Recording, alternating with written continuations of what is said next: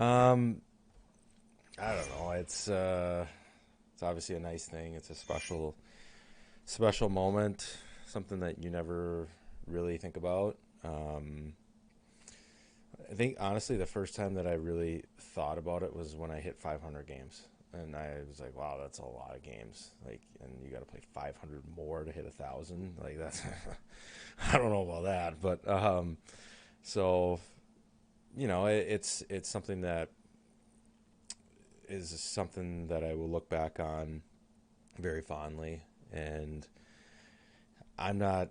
I don't do anything for praise or recognition. I just try to do the right thing, and this is something that's a byproduct of that, and it's a special day for everybody that helped me get to this point for sure. For my family, and the people behind the scenes that have supported me throughout the whole way. So, just gonna try and enjoy it, and soak everything in. So you left Minnesota mid-year after the World Juniors, was it? Yeah. Can you take us back to that time and what you were thinking about, you know, leaving school and turning pro, and you went to Bridgeport and all that?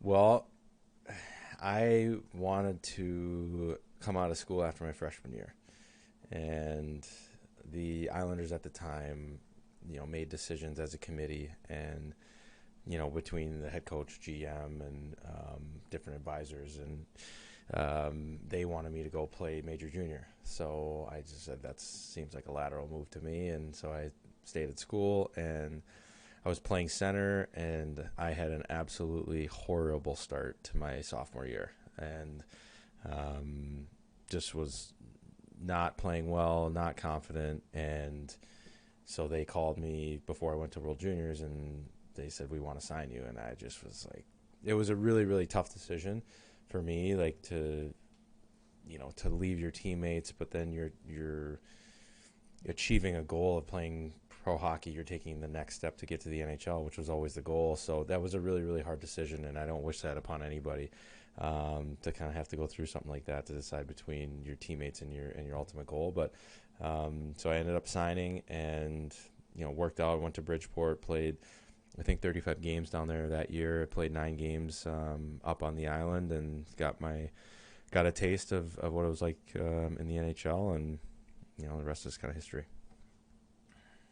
Is it going to mean more to you tomorrow to be able to share it with your family? Because you said you don't do things for praise and everything, but you get to share it with them. Yeah, for sure. My kids are excited to go on the ice, so that's that's be looking forward to that, and just sharing the day with them, and it's a big honor, and they think it's really cool, so that's definitely a plus, and it's going to be great to share the milestone with them. Has your son asked to do the lineup again? No, he has not asked to do a lineup. I don't know what's going on, what they have in store tomorrow, so I guess I'll be surprised. But yeah, I'm sure that they have a few tricks up their sleeves. What was Oh, go ahead. say, is this like an exciting thing, or are you just kind of like something you've been knowing that it's on the calendar at some point this season, where you're just kind of like, all right, let's get this done. That, um, it's like I get sort of uncomfortable when I'm the center of attention. I don't enjoy it. I truly don't, and I just but I understand that it's a big thing. It's a big deal. It's okay to get recognized, and I'm going to try to enjoy it as much as I can. But I just it's about the game. It's a good team coming in here. We want to play extremely well, but and I understand that a lot of it is going to be there's going to be a spotlight on me. But yeah, I'm definitely somebody that's going to enjoy having a nice glass of red wine when it's done. Center of attention. I heard that your first practice with Bridgeport, they held up practice for you. Is that true? Do you remember that? Oh, who'd you hear that from? Wow. Probably. Yeah, I mean, I don't remember the specifics of why I was late, but I do, now that you say that, yeah, I do remember it. I might have been like taking a physical or something. You probably got that from Jack Capuano, who was my coach down there, but I don't know. I don't remember the specifics of that, but now that you say that, it probably happened. What do you remember about, your whatever 1920, and you jet off from college and you're living with a couple guys in Bridgeport, and you're living the life now all of a sudden. Oh, that's who you got it from, Tambellini. Yeah, yeah. It was very strange. I'd been to Shattuck before that when I was in high school. I left home when I was 14, and then went to Des Moines when I was 17, and then I played it basically at home in college. So then I was used to being away, but to be truly on your own. And I remember getting my first paycheck, and it was I got my first paycheck in Bridgeport, and it was $2,500, and I was like, gosh, I am rich. I'm buying all the boys Quiznos, and that's what I did. And so it was just a new experience, and yeah, like I remember getting called up that year too. I was living with Jeff Tambellini and Blake Como, and we all got called up at the same time, and I didn't pay the electric bill. So then I think Tambellini got sent down before I did, and he went, and there was no power in the house. So just little things like that life experiences that I didn't have, that you have to learn, and to be truly on your own. It's been a long time since those days, but everybody's got to grow up at some point. Linda Barrick here, he was telling us his favorite memory of you was first time you showed up as a kid with a face shield on and glasses, for the game. His first time he had seen you, whatever. Are you glad he's here to be able to share this with you? Yeah, it's definitely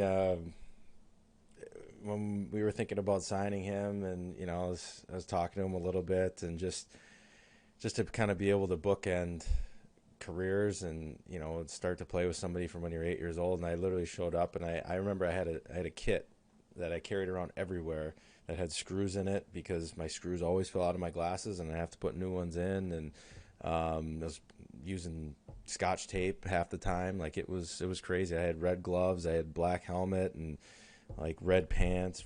It was I had bad style when I was younger, but yeah, that to play with him from when I was 8 years old with the Minnesota Blades, going up to the Brick tournament, and so now we're 35 years old, and I'm on the cusp of 1,000. So is he, and it's pretty special.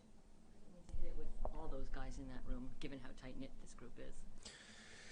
It's special because I know where we've been, and I know where we are now, and that's something that I'm the most proud of, is what we have in that room, and what they're going to continue in that room for hopefully a long time, is something that is tangible. And I don't know how many wins come from that, how many how that translates on the ice, but I know that it does.